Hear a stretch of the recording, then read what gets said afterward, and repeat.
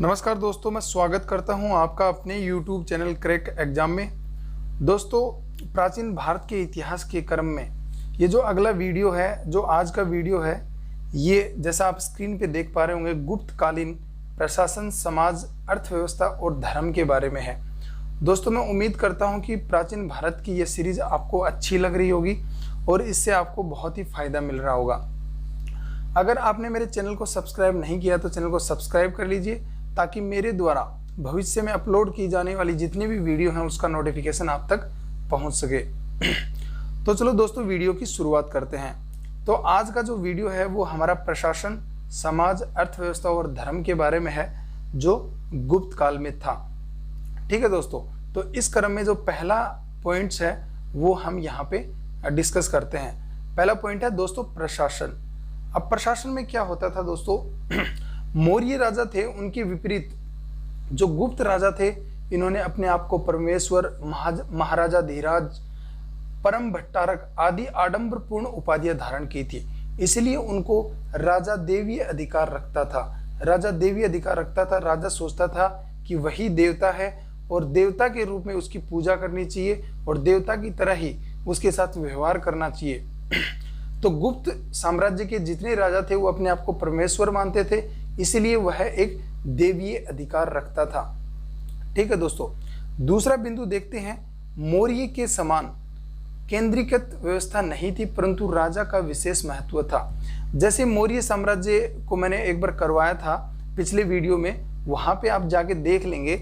जो मौर्य वंश था और उन्होंने अपना एक साम्राज्य स्थापित किया था, उसके साथ उसके हिसाब से जो गुप्त साम्राज्य था वो मौर्यों की तरह केंद्रीकृत नहीं था। वहां पे क्या होता था कि जो एक सत्ता होती थी उसका एक केंद्रीयकरण होता था और वो केंद्र में स्थापित होती थी।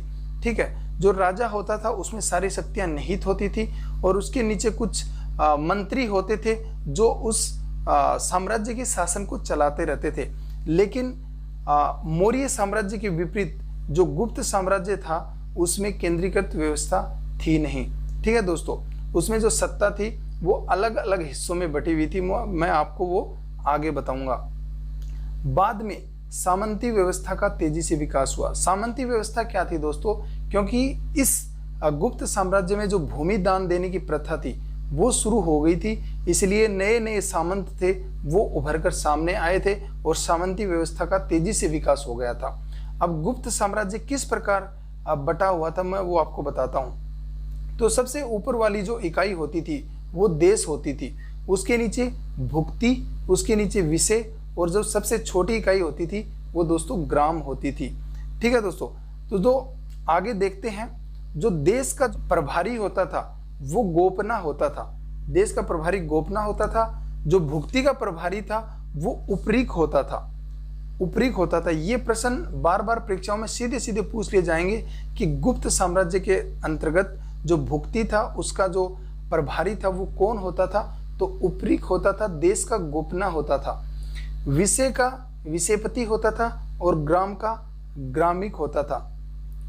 तो इस प्रकार से हम हमेशा समझ लेंगे। तो गुप्त राजाओं ने प्रांतीय और स्थानीय शासन की पद्धति चलाई थी। उसमें राज्य कई भुक्तियों अर्थात प्रांतों में विभाजित थे। हर भुक्ति एक एक उपरीक के प्रभाव में होती थी। ठीक है, जो मैंने पहले ही बता दिया है। भुक्तियां कई विषयों में विभक्त होती थी, अर्थात जिलों में विभाजित होती थी। इस विषय को जिले भी बोलते थे। हर विषय का प्रभारी विषयपति होता था। ठीक है दोस्तों, उसके बाद जो विषय होते थे वो गांव में विभाजित होते थे और जो गांव का मुखिया होता था उसको ग्रामिक बोलते थे। तो इस प्रकार से ये जो गुप्त साम्राज्य की जो प्रशासन व्यवस्था थी इसको हमेशा याद रखेंगे। राजा का एक देवीय अधिकार होता था। सामंती व्यवस्था धीरे धीरे बढ़ रही थी और मौर्यों की तरह यहाँ पे कोई केंद्रीकृत व्यवस्था नहीं थी। जो शक्तियां थी वो देश, भुक्ति, विषय और ग्राम इनमें विभाजित होती थी। जो उनका साम्राज्य था वो इन चारों में विभाजित होता था। फिर इनके ये मुखिया हैं, इनको भी आप एक बार देख लेंगे। प्रशासन के बाद जो अगला आता है वह है समाज।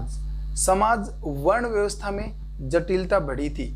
ठीक है दोस्तों, तो इस प्रकार वर्ण व्यवस्था थी वो धीरे धीरे बढ़ने लगी थी और उसमें जटिलताएं बढ़ने लगी थी। उपजातियों का, छोटी छोटी जातियों का उदय होने लगा था और वो अपने अपने पैर पसार रही थी और अपने अपने आप को स्थापित करने की कोशिश कर रही थी। तो जो समाज था वो वर्ण व्यवस्था में तो जटिलता से था ही, उसमें जटिलता थी, वर्ण व्यवस्था में जटिलता तो बड़ी थी, लेकिन इसके साथ साथ उपजातियों का, छोटी छोटी जातियों का भी विकास हुआ, जिससे वहाँ के समाज में और ज़्यादा जटिलता और सघनता जिसको बोलते हैं वो धीरे धीरे बढ़ने लगी। कायस्थ जाति का उदय हुआ। जो कायस्थ लोग मानते थे, जो नीचे चमड़े का काम करते थे, ये सब कायस्थ लोग होते थे, इनका भी धीरे धीरे उदय होने लगा। दास अछूतों की स्थिति निम्न थी।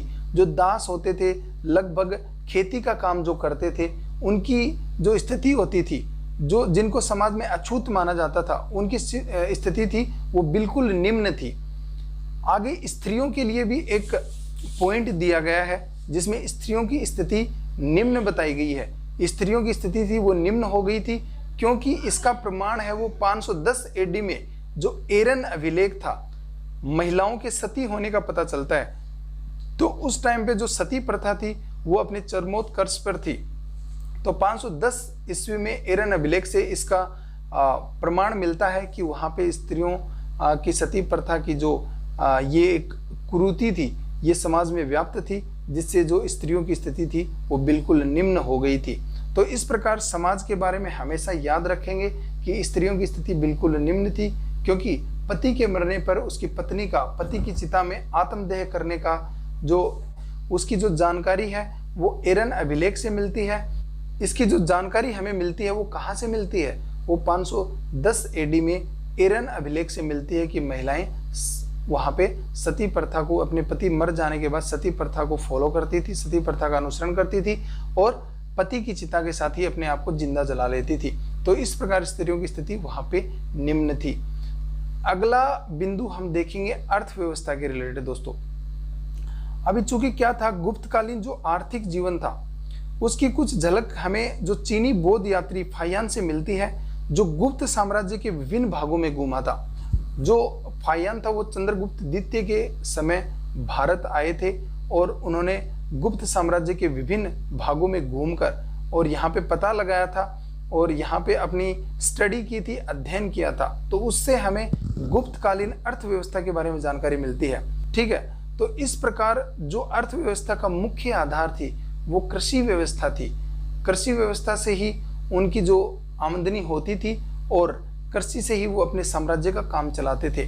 अगला बिंदु देखेंगे, 1/4 से 1/6 तक राजस्व किसानों से प्राप्त किया जाता था। जो किसान खेती करते थे उसका 1/4 से लेकर और 1/6 हिस्सा वो राजस्व के रूप में किसान देते थे, राजा को देते थे, जिससे उसका रेवेन्यू बढ़ता था, राजस्व बढ़ता था और उस पे ही वो पूरे राज्य का काम चलता था या फिर राजा अपने राज्य का काम चलाता था।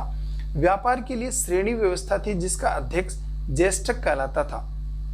तो श्रेणी व्यवस्था का विकास हुआ था गुप्त साम्राज्य में और व्यापार के लिए श्रेणी व्यवस्था थी जिसका अध्यक्ष, तो अध्यक्ष को लेकर बार बार प्रश्न पूछा जाता है कि जो गुप्त साम्राज्य था उसमें जो व्यापार की श्रेणी व्यवस्था थी उसका अध्यक्ष कौन होता था? तो वो ज्येष्ठक होता था। हमेशा याद रख लेंगे, बार बार परीक्षाओं में यह प्रश्न पूछा जाता है। ताम्रलिपि बंदरगाह ये बहुत ही महत्वपूर्ण बंदरगाह है, ये प्रमुख था। तो कई बार एग्जाम्स में प्रश्न पूछ लिया जाता है कि जो ताम्रलिपि बंदरगाह था वो निम्नलिखित में से किस साम्राज्य के अंतर्गत आता था? तो गुप्त साम्राज्य के अंतर्गत आता था और ये गुप्त साम्राज्य का सबसे प्रमुख बंदरगाह था। उज्जैन शहर प्रमुख व्यापारिक केंद्र था। तो व्यापार जो करते थे और जहाँ पे या फिर व्यापारियों ने अपने जो केंद्र खोल रखे थे वो उज्जैन शहर में खोल रखे थे। तो उज्जैन शहर व्यापार के लिए बहुत ही बड़ा केंद्र माना जाता था गुप्त साम्राज्य के अंतर्गत। स्वर्ण सिक्के को दिनार, जो स्वर्ण के सिक्के चलाए थे गुप्तों ने उनको दिनार कहते थे और चांदी के सिक्के को रुपए का कहा जाता था। तो इस प्रकार हमेशा याद रख लेंगे, जो स्वर्ण के सिक्के वो गुप्त साम्राज्य के तहत दिनार कहलाते थे और चांदी के सिक्के वो गुप्त साम्राज्य के तहत रुपए का कहलाते थे। बार बार परीक्षाओं में पूछे जाते हैं ऐसे प्रश्न।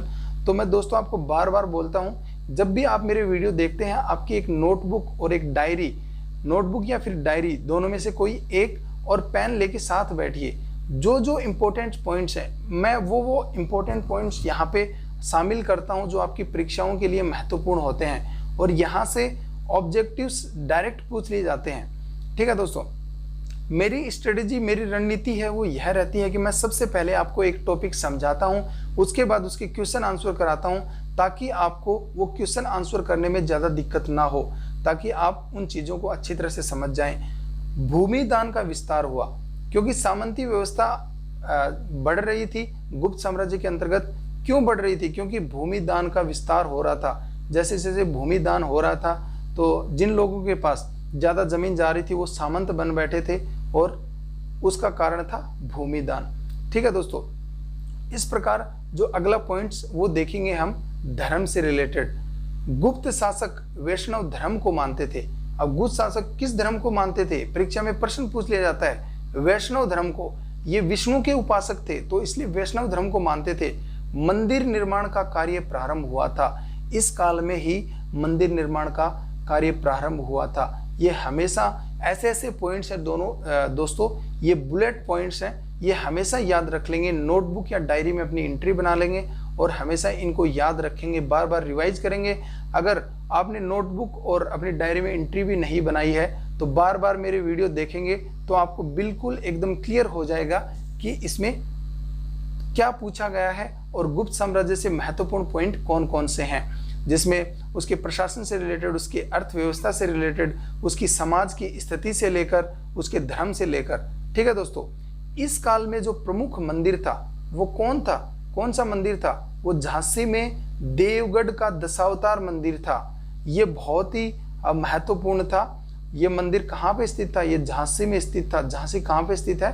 मध्य प्रदेश में स्थित है। तो झांसी मध्य प्रदेश में स्थित है, वहाँ पे देवगढ़ का एक दशावतार का मंदिर था।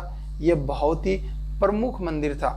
तो परीक्षा में आपको 4 ऑप्शन दे दिए जाएंगे। पूछ लिया जाएगा कि जो गुप्त साम्राज्य के अंतर्गत जो महत्वपूर्ण दशावतार का मंदिर था, देवगढ़ का जो दशावतार मंदिर था, वो कहाँ पे स्थित था? या तो राज्य का नाम पूछ लिया जाएगा या फिर झांसी से रहकर आपको कोई एक ऑप्शन दे दिया जाएगा। तो ऐसे क्वेश्चन हमेशा कब याद होंगे? जब आप इनको अच्छी तरह से तैयार करेंगे, बार बार रिपीट करेंगे, बार बार मेरे वीडियो देखेंगे, तब जाके होगा। अभी इसका अगला पॉइंट देखते हैं। विष्णु के 10 अवतारों में से जो वराह अवतार है वो सबसे प्रचलित अवतार इसी काल में हुआ था।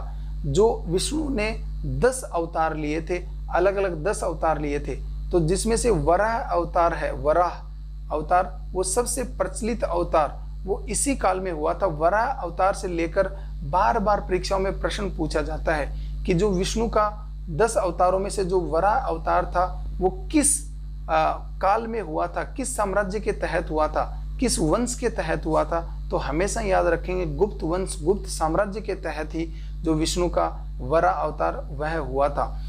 दोस्तों, जो अगला वीडियो होगा वो मैं आपके लिए लेके आऊँगा। जो गुप्त कालीन कला है, जो कला है, मैंने इसमें उसको शामिल नहीं किया क्योंकि उसके रिलेटेड बहुत सारे क्वेश्चंस बनते हैं। तो मैं अगर इसमें उसको शामिल करता तो ये वीडियो बहुत ही लंबा हो जाता, इसलिए मैंने आज उसको शामिल नहीं किया है।